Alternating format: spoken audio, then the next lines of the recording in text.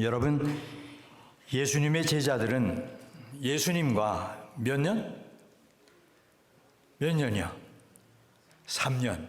그렇죠? 예수님과 3년 동안 먹고 자고 함께 걷고 하여간 함께하는 삶을 3년 동안 살았습니다. 그런데 예수님은 제자 가룟 유다의 배반으로 은 30에 팔리셨고, 그리고 붙잡히시고 십자가에 못 박히셔서 처참하게 마지막을 장식하셨습니다. 그리고 제자 요한만 빼놓고 나머지 제자들은 그 십자가 앞에서 모두 도망하여 뿔뿔이 흩어져 숨어버렸습니다. 한마디로 말하면 오합지졸이었어요. 제자다운 제자가 없었습니다. 생각해보면 어떻게 그럴 수가 있을까? 성경을 읽다가 보면 얼마나 속이 상하는지 몰라요. 그렇게 능력을 경험하고 보고 목도한 사람들, 가르침을 받은 사람들이 어떻게 그럴 수가 있었을까? 바리새인들, 사두개인들, 서기관들, 장로들과 제사장들, 그들이야 그럴 수 있죠. 하지만 어떻게 그토록 사랑을 받던 제자들이 그럴 수 있었나? 그런 생각이 들어요. 그러나 그것이 인생이잖아요. 우리도 그러잖아요. 제자들만 그런 게 아니잖아요. 오늘도 여전히 우리들의 모습 속에 이런 제자들의 모습이 있어요. 그래서 성경은 예수는 그의 몸을 그들에게 의탁하지 아니하셨으니 이는 친히 모든 사람을 아심이요 또 사람에 대하여 누구의 증언도 받으실 필요가 없었으니 이는 그가 친히 사람의 속에 있는 것을 아셨음이니라. 그렇게 성경은 이야기를 해주고 있어요. 한마디로 말하면 사람은 믿을 게 못 된다. 그래서 예수님은 사람 믿지 않으셨다. 그런 말씀이에요. 서글프죠. 네, 우리가 서글퍼요. 그런데 여러분, 그렇던 제자들이 변합니다. 제자들이 변해요. 그렇게 변해서 그들은 그저 그런 제자에서 사도가 돼요. 복음과 하나님 나라를 위해 대부분 순교의 길을 걸었어요. 도대체 무엇이 저들을 그렇게 딴 사람이 되게 만들었을까? 물론 약속하신 대로 성령님을 오순절에 보내시고 약속하신 능력을 저희들에게 부어주셨기 때문에 그렇죠. 그러나 그렇게 변화를 받게 된 동기는 뭐니 해도 예수님의 부활, 그 이후 저들이 예수님의 부활을 친히 경험했기 때문이죠. 그렇습니다. 제자들은 예수님의 부활을 직접 체험한 후에 그들은 조금씩 달라지기 시작했어요. 예수님의 부활을 경험하지 못했던 이전과 예수님의 부활을 경험한 이후의 제자들의 모습은 아주 딴판이 되어갔습니다. 그렇게 제자들의 부활 경험은 제자들에게 아주 큰 영향을 주었어요.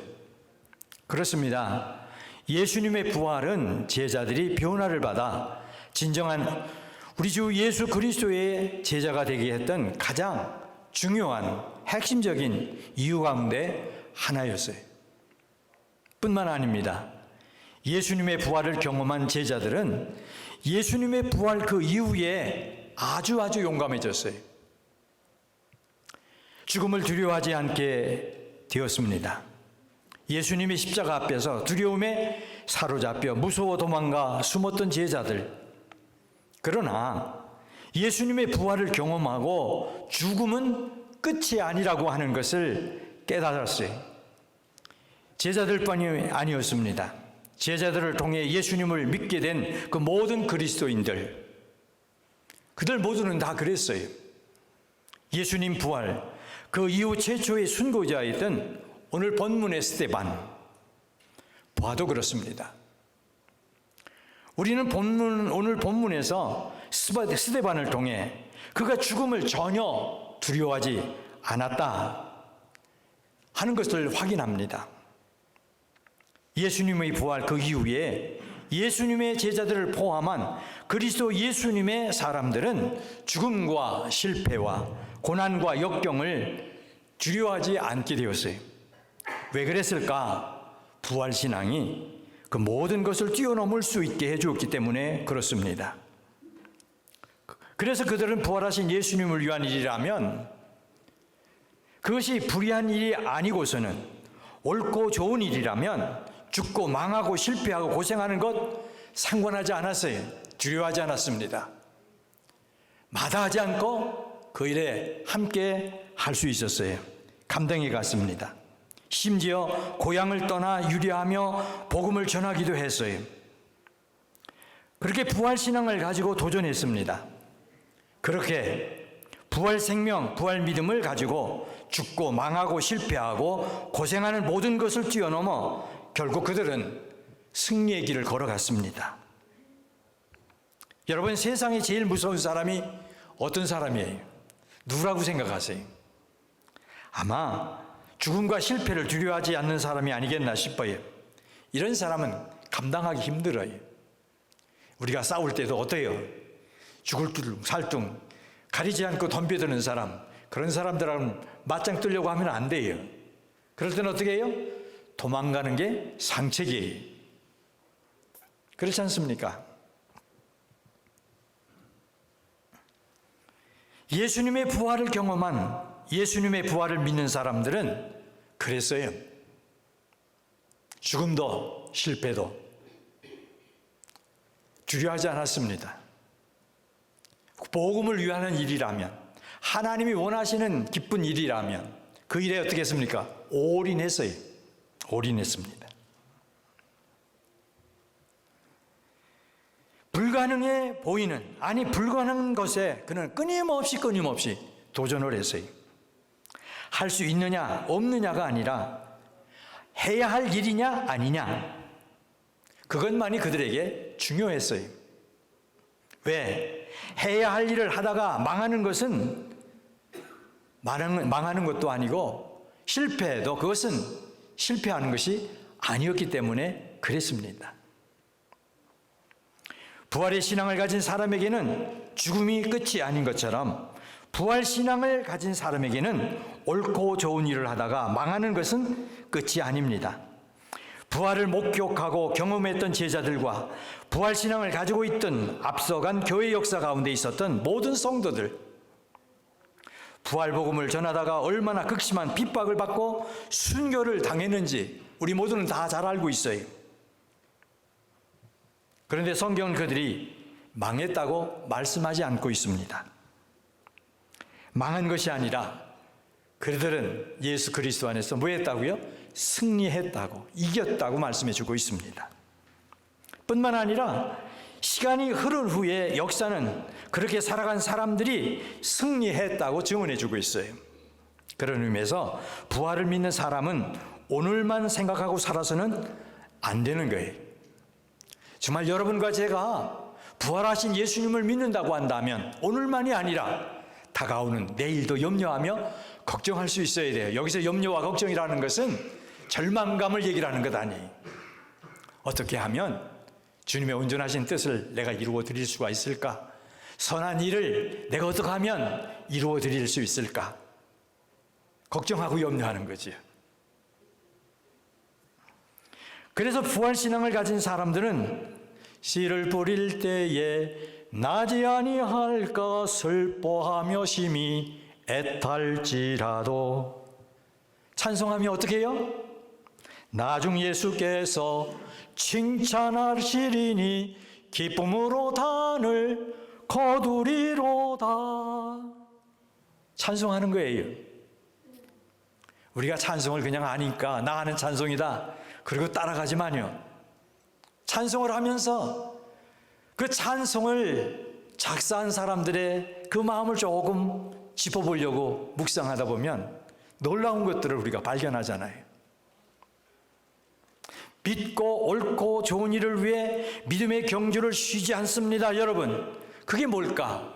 씨를 뿌릴 때에 나지 아니할까 심히 걱정하며 고민하는 거예요. 그렇죠? 전반적으로는 그런 얘기예요. 여기까지는 십자가의 고난입니다. 하지만 이어지는 나중 예수께서 칭찬하시리니 기쁨으로 단을 거두리로다. 여러분, 이 내용은 부활입니다. 무슨 말일까? 부활신앙은 믿음으로 십자가를 지는 일을 감당할 수 있게 해준다, 그런 말이에요. 그리고 부활신앙은 죽고 망하고 실패하고 고생하는 모든 것, 십자가를 넘어서 부활의 승리를 여러분과 저로 하여금 어떻게 해요? 맛보게 해준다, 경험하게 해준다, 그런 말입니다. 오늘 아침 새벽에도 신학자 한 분의 얘기를 했습니다마는 이 신학자도 제가 그렇게 좋아하는 분은 아니에요. 근데 그분의 저서를 읽다가 보면 참 마음에 와서 닿는 이야기들이 종종 있어요. 폴 틸리. 이번에 글 중에 존재의 용기라는 책이 있습니다. 거기서 그분은 무엇을 강조하느냐 하면 인간이 인간답게 존재하기 위해서는 꼭 필요한 뭐가 있다? 용기가 있다 그래요. 그게 존재의 용기다. 이제 그렇게 강조하는 거예요. 여러분, 저는 이 말에 동의합니다. 왜? 우리가 살아가는 삶에서 용기처럼 중요한 것은 없기 때문에 그래요. 그렇잖아요. 여러분과 제가 살아가면서 가장 중요한 것이 뭘까? 용기예요, 용기. 용기. 왜 사람들이 도전 못할까? 용기가 없어서. 그러잖아요. 그런데 부활신앙은 우리에게 뭘 주나? 우리에게 필요한 이 용기를 줍니다.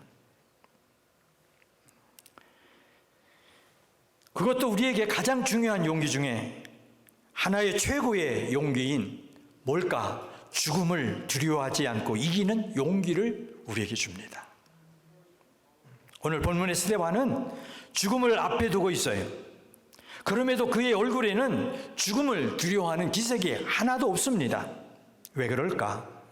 예수님의 부활을 믿고 있었기 때문에. 저는 저희 시애틀 임마누엘 교회 성도들 모두가 예수님의 부활을 믿는 이 믿음으로 인해서 죽음과 실패를 두려워하지 않는 용기가 있어서 정말 참 인생의 승리를 삶을 통해서 늘 맛보며 살아가실 수 있기를 늘 소망하며 그렇게 기도하고 있어요. 또 부활, 그 이후 부활의 확고한 신앙을 가진 제자들과 그리스도인들에게 나타난 매우 중요한 현상 중 하나는 뭐냐? 세상에 대한 미련과 욕심이 저들에게서 없어졌다 하는 거죠. 왜? 예수님의 부활을 통해 눈에 보이는 세상이 전부가 아니라는 사실 저들은 깨달았어요. 영원한 하나님 나라를 저들은 알게 됐어요. 부활을 통하여 영원한 하나님 나라를 보게 된 제자들, 그리고 초대교회 성도들은 그래서 세상에 대해 더 이상 미련과 욕심을 그들은 품지 않았습니다. 사도 바울도 그래서 빌립보서에서 예수 그리스도를 아는 지식이 가장 고상함을 인하여 세상의 모든 자랑을 다 배설물처럼 여기게 되었다 그래요. 여러분, 배설물, 누가 배설물 모셔둘 사람이 있겠어요? 배설물 가지고 다닐 사람이 있겠어요? 없잖아요. 배설물이 뭐예요? 아유, 얘기하기 쉽지 않아요. 이 자리에서도 쌍기읒에 오자 붙여서 이응 하나 붙여주면 되는 거예요. 여러분들이 그냥 상상만 해도 아이고 그러잖아요. 바울 사도는 예수 그리스도의 부활하신 예수님을 다메섹 도상에서 만나본 뒤에 어떻게 했어요? 세상이 자랑하던 그 모든 것들, 그걸 어떻게 했다고 그랬어요? 배설물로 여겼다 그래요.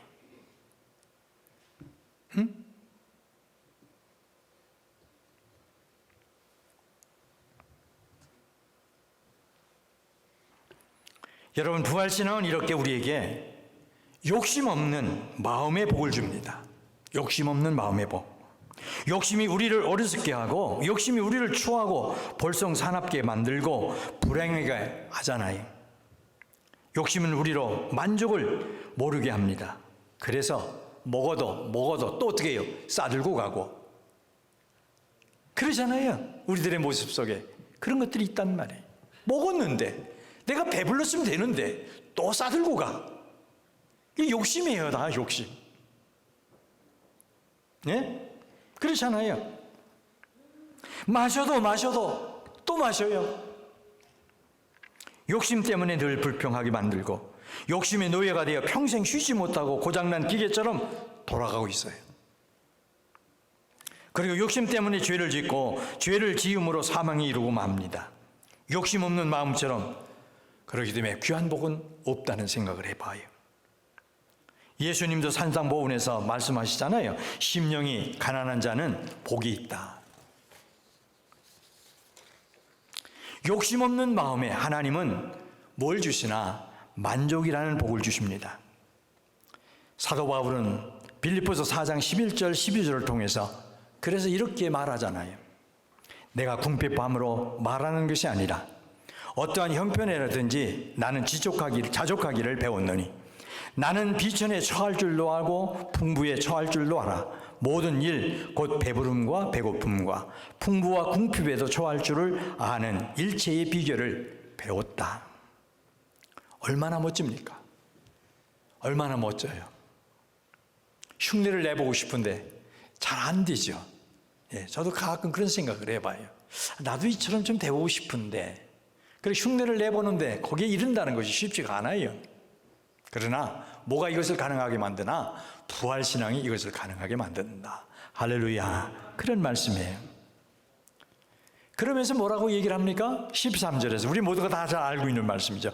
내게 능력 주시는 자 안에서 내가 모든 것을 할 수 있느니라. 이 성경을 외는데 요 외기만 하니까 뭐냐면 전에 있는 걸 몰라요. 뒤에 있는 것도 모르고 그것만 붙들고 실험을 하려니까 우리에게 뭐가 안 일어나나 능력이 안 닿아. 바울 사도가 내게 이 능력 주시는 자 안에서 내가 모든 것을 할 수 있다라고 고백한 것은 그 앞에 나온 것들 때문에 가능한 거예요. 그러니까 여러분과 제가 꼭 기억해야 돼요. 욕심을 버리면 내게 능력 주시는 자 안에서 주시는 그 능력을 어떻게 해요? 내가 경험할 수 있는 거죠. 예? 그럴 수 있어야 된단 말이에요.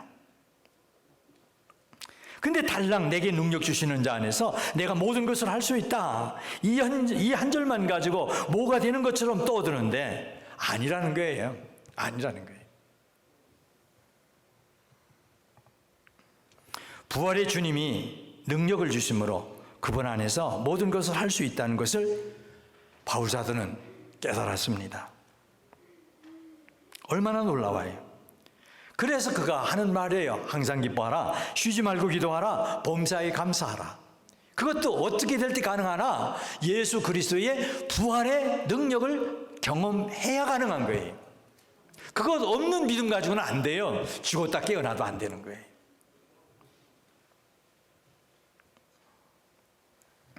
항상 기뻐하고 범사에 감사할 수 있는 삶이 가능해지는 것. 그것은 부활의 능력이에요. 높은 산이 거친 들이 조막이나 궁궐이나 하는 찬송이 있잖아요. 얼마나 좋아요. 지금도 기억해요. 언젠가 한번 이 찬송을 수요일날 불렀는데 자꾸만 부르고 싶어요. 많이 불렀어요. 참 많이 불렀다고 생각을 하고 예배를 끝냈는데 어떤 집사님 다가오셔서 그랬더라고요. 저보고 하는 얘기. 아유, 그냥 1시간 내내 그 찬송만 부르고 싶었어요. 그러더라고요. 얼마나 좋아요. 그런데 그것을 가능하게 하는 것은 무엇일까? 다른 것 아니란 말이에요. 부활의 능력인 줄로 믿습니다. 예, 부활의 능력이에요. 부활의 예수 그리스도를 믿는 사람이 누리는 큰 복. 이것은 이 땅에서 부자가 되고 성공하고 건강하게 사는 것 같은 그런 복과 비교가 되지 않는 엄청난 복이죠. 예수님의 부활 이후 제자들과 교인들이 이 복을 받았어요. 저는 오늘 이 부활 주일에 하나님 앞에 나온 사랑하는 우리 교회 지체들 모두가 이런 복을 경험하실 수 있기를 주 예수 그리스도의 이름으로 간절히 축복합니다. 예. 그렇잖아요. 목회자의 간절한 소망이 뭐겠어요? 여러분들이 잘 되는 거예요. 영혼이 잘 된 같이 범사가 잘 되고 강건해지는 거. 여러분들이 잘 되는 걸 보면 그렇게 기뻐요. 행복해요. 그런데 여러분들이 그렇지 못할 때 아파요. 잠잘 수가 없어요. 힘들어요. 부활 이후 예수님의 제자들, 그 사람들은 모두가 다 같이 소명을 받은 사명인이 됐어요. 사명자가 됐습니다. 신실한 예수 그리스도의 제자들이 되었습니다. 여러분들 윤동주 시인 아시죠? 이분은 아주 신실한 그리스도인이었어요. 그분의 시 가운데 이런 시가 있더라고요. 쫓아오던 햇빛인데 교회당 꼭대기 십자가에 걸렸다. 철탑이 저렇게 높은데 어떻게 올라갈 수 있었을까? 종소리도 들려오지 않는데 휘파람이나 불며 서성거리다가 괴로웠던 사나이, 행복했던 예수 그리스도에게처럼 나에게도 십자가가 허락된다고 한다면 모가지를 들이우고 꽃처럼 피어나는 피를 어두워가는 하늘 밑에 조용히 흘리겠다. 나에게도 십자가가 허락된다면 모가지를 들이우고 꽃처럼 피어나는 피를 어두워가는 하늘 밑에 조용히 흘리겠다. 예수님을 만난 사람, 예수님의 부활을 경험한 사람에게 주어지는 뭐라는 거예요? 사명이라는 거예요. 여러분, 죽음을 두려워하지 않는 용기도 중요하지만 그 용기를 가지고 죽을 수 있는 일이 없다면 그 용기는 별 의미가 없어요. 죽음을 두려워하지 않는 용기도 중요하지만 위에 죽을 수 있을 정도로 사랑하는 사람이 있고 그 사랑하는 사람과 함께 할 수 있는 일을 가지고 있는 사람이 누굴까? 그 사람이 행복한 사람이에요. 부활 이후 제자들에게 바로 이런 일이 생겼습니다. 하나밖에 없는 생명을 십자가에 못 박아도 좋을 일이 그들에게 생긴 거예요. 한평생 그 일을 위해서라면 죽어도 좋다. 그리고 실제 제자들은 그 일을 위하여 대부분 순교하고 순교하지 않았어도 그 순교적인 삶을 살았습니다. 그 일은 복음을 전하는 일이었고 하나님 나라를 전파하는 그것이었습니다. 명상록의 저자 로마 황제 마르쿠스 아울렐리우스라고 하는 사람이 있죠. 이 사람이 125년 전 친구에게 보낸 편지에서 그때 그리스도인들에 대해서 기록해 놓은 이런 기록이 있습니다. 주 125년에 친구에게 보낸 편지에서 그리스도인들에 대해서 이런 말을 했어요. 그리스도인들은 정말 이해하기 힘든 새 종교 집단이다. 사람이 죽어도 슬퍼하지 않고 그들의 신에게 감사한다. 그들은 공동묘지로 가면서도 즐거운 소풍을 가는 사람들처럼 감사하며 찬송하며 간다? 이해가 되지 않는 거죠. 무슨 말일까? 초대교회 성도들은 부활 신앙 때문에 죽음도 두려워하지 않았고 죽음을 넘어서서 내일을 소망할 수가 있었다. 그런 말이잖아요. 여러분, 그동안 교회 생활을 그런 대로 오간 것 같은데 보다 중요한 믿음 생활에서 아직도 멀리 있지는 않은가? 이 부활주일에 한 번쯤은 나 자신을 살펴볼 수 있어야 되지 않겠나 싶어요. 정말 하나님을 믿고 부활을 믿고 영생을 믿고 하나님 나라를 믿는다면 우리의 삶이 지금 같지는 않아야 되지 않겠나? 지금같이 살아가서는 안 되지 않겠나? 정말 우리가 부활을 믿는 신앙인들이라고 한다면 부활 이후 그 제자들과 그 초대교회 그리스도인들에게는 그렇게 나타났던 일들이 오늘 우리의 삶 속에서도 일어나야 되지 않겠느냐? 죽음과 실패와 고난을 두려워하지 않는 용기, 그것을 가지고 불가능하다 여겨지는 일에 도전하는 정신, 그리고 그 정신으로 이루어내는 승리가 있어야만 여러분 부활을 사는 사람들이에요. 그리고 내세에 대한 확신 때문에 금세에 대한 욕심으로부터 벗어나 세상에 얽매이지 않고 항상 기뻐하며 범사에 감사하며 이 땅에 살면서 하나님의 나라를 사는 복을 누리는 사람, 이 사람이 누굴까? 부활을 사는 사람이에요. 그리고 그 복을 다른 사람들에게도 전하기 위해서 자신의 모든 것을 내어놓을 수 있는 온전한 헌신의 삶에 집중하는 그것이 무엇일까? 부활을 사는 사람들의 모습인 줄로 믿습니다.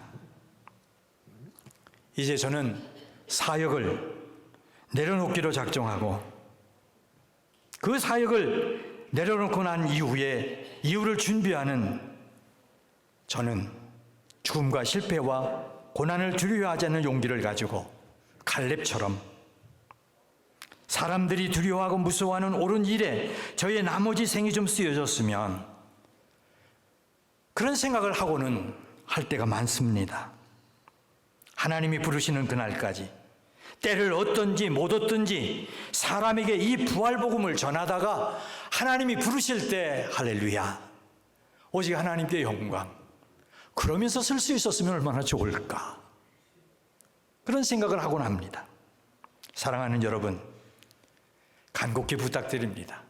아마 제가 다시 여러분들에게 부활 설교를 할 수 없을 줄로 알아요. 그렇기 때문에 여러분들에게 이 마지막 부활주일에 부탁드리는 말씀이에요. 교회만 다니지 마시고 정말 예수를 믿는 사람이 좀 되십시오. 예수 믿는 사람, 예수님을 위해서 울고 예수님을 위해서 기뻐하고 예수님 때문에 감사하고 예수님 때문에 좀 헌신하고 나를 내놓고 걸어갈 수 있는 그런 믿음의 삶을 좀 살아가십시오. 부활절 예배만 드리는 사람이 되지 말고 정말 예수님의 부활을 믿는 사람들로 부활을 좀 살아가십시오. 죄송합니다. 저희 아이들 얘기를 해서 저는 오늘 새벽 무지하게 기뻤어요. 내가 저희 교회에서 인도하는 부활절 새벽 예배 마지막 시간인데 매번 가까이 있는 사위와 딸한테 야, 내가 드리는 새벽 기도 마지막 시간이다, 좀 나와라 그러고 싶은데 또 내가 또 프레셔 주는 것 같아서 하고 싶은 것을 참고 참았어요. 근데 놀랍게도 우리 하나님께서 그들을 좀 늦었지만 나타나 내 눈에 들어오게 하시는데 제가 얼마나 기뻤던지요, 얼마나 감사했는지요. 엉엉 울고 싶었어요. 오늘도 마찬가지예요. 아까 저한테 자기가 릴리를 사놨는데 미처 갖다 놓질 못했다고, 어떻게 하면 좋겠냐고 갖다 놔라 그랬더니 아무래도 자기가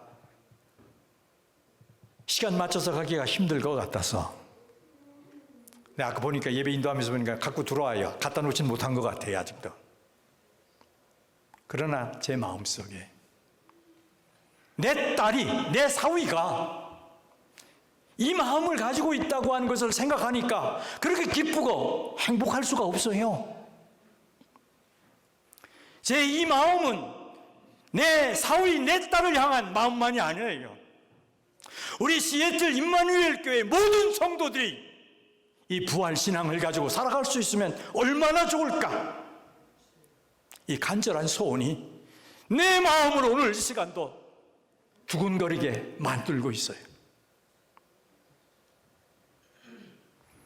모쪼록 부활 이후의 제자들과 초대교회 그리스도들처럼 여러분, 이 부활 신앙을 가지고 부활을 말하고 부활을 살아가는 정말 멋진 근사한 그리스도인의 삶을 우리 지금 함께 살아가면 얼마나 좋겠어요.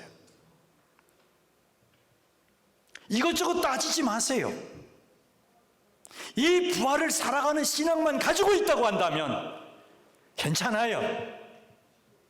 하나님 기뻐하시고 여러분들의 내 인생을 책임져 주실 줄로 믿습니다. 이 부활신앙으로 살아가실 수 있는 귀한 은혜와 복으로 우리 하나님, 우리 모두와 함께 해주시기를 주 예수 그리스도의 이름으로 간절히 축복합니다.